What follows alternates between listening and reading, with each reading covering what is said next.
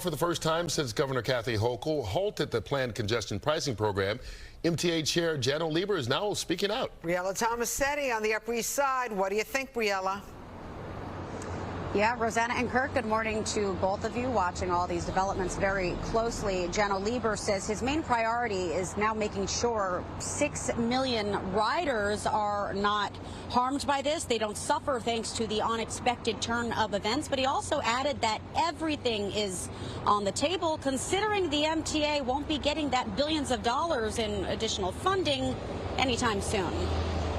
We at the MTA aren't giving up on congestion pricing, not at all. MTA Chair and CEO Janno Lieber is finally breaking his silence nearly a week after Governor Kathy Hochul unexpectedly slammed the brakes on congestion pricing. The looming question: so what now? Congestion pricing tolls for vehicles entering Manhattan south of 60th Street were expected to generate around $15 billion in revenue for the MTA's $54.8 billion capital program. Money which was earmarked for accessibility improvements, hundreds of new electric buses, and Phase 2 of the 2nd Avenue subway extension.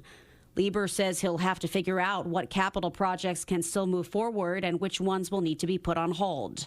Another priority for the agency is making sure that mass transit keeps on running.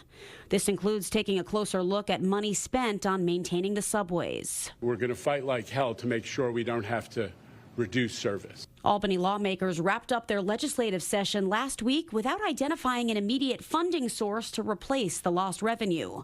But yesterday, Governor Hochul promised to work with the state legislature to find a solution, even though they're not due back until January. Those projects will go forward. But to assume that the only funding source had to be congestion pricing shows a lack of imagination about understanding other opportunities to fund these projects. I am committed to these projects.